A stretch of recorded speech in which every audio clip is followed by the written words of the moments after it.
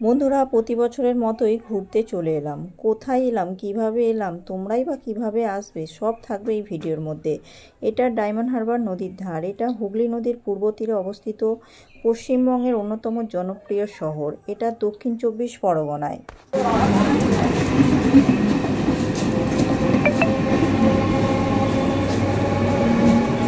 এখানে আসতে হলে ট্রেনে করেও আসতে পারো বা বাসে করেও আসতে পারো। ট্রেনে করে আসতে হলে শিয়ালদা থেকে ডায়মন্ড হারবার লোকাল ট্রেন ধরে আসতে পারো, 1.5 ঘন্টা টাইম লাগবে।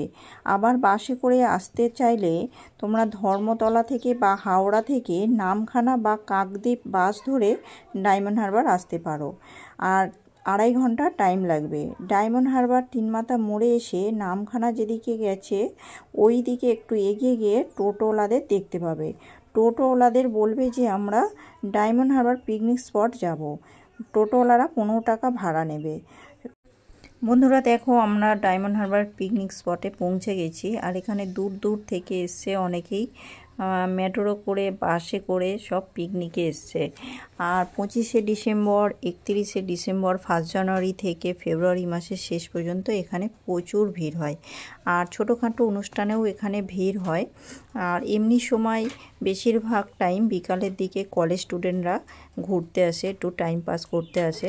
তোমরা যদি মনে করো বন্ধুরা বাড়ি থেকে খাবার নিয়ে আসবে, তাহলে খাবার বাড়ি থেকে তৈরি করে আনতেই পারো। এখানে বসে অনেকেই খায় বাড়ি থেকে খাবার নিয়ে এসে। আমরা যেমন বাড়ি থেকে খাবার নিয়েই এসেছি, আর জলের বোতল কিনে নিয়েছি এখানে। আর অনেকেই বাড়ি থেকে আনে না, এখানে বসে খেতে চায়। তাহলে এখানে কোনো ভাত, রুটি, পরোটা বা ভালো বিরিয়ানি কিছু খাবার এখানে পাবে না। তোমাদের এগিয়ে যেতে হবে, যেখানে টোটো ধরেছো বাস স্ট্যান্ডের ওখানে গিয়ে তোমরা অনেক দোকান পেয়ে যাবে। এখানে কাছাকাছি পাবে না দোকান, তাই অনেকটা দূর হয়ে যাচ্ছে বলে আমরা বাড়ি থেকে তৈরি করেই নিয়ে আসি।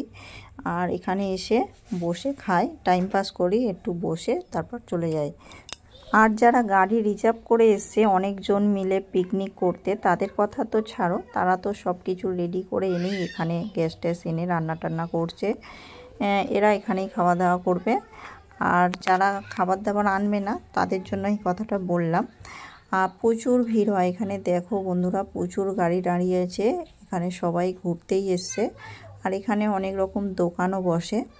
এই দেখো কত সুন্দর সুন্দর ফুল, অনেক রকমের টেডি বিয়ার, অনেক কিছু এখানে বিক্রি হয়। এগুলো বাচ্চাদের খেলনা অনেক রকম। তার যার যেটা মন চায় কিনছে, আবার কেউ দেখে রেখে দিচ্ছে, কিনছে না।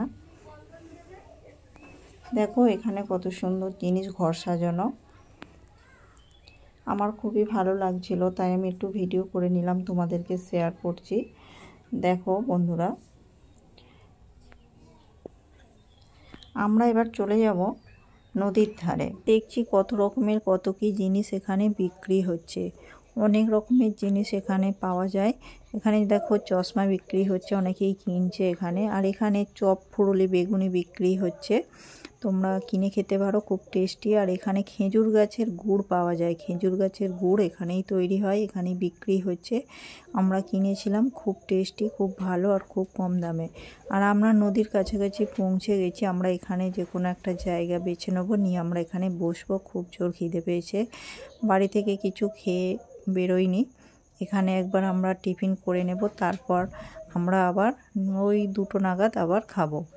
দুবারের খাবার মতোই খাবার আমরা। এই দেখো আমার বরের হাতে ব্যাগ আছে, এটা আমার বর চলেছে, ব্যাগে খাবার দাবার গুছিয়ে নিয়েই এসছি আমরা।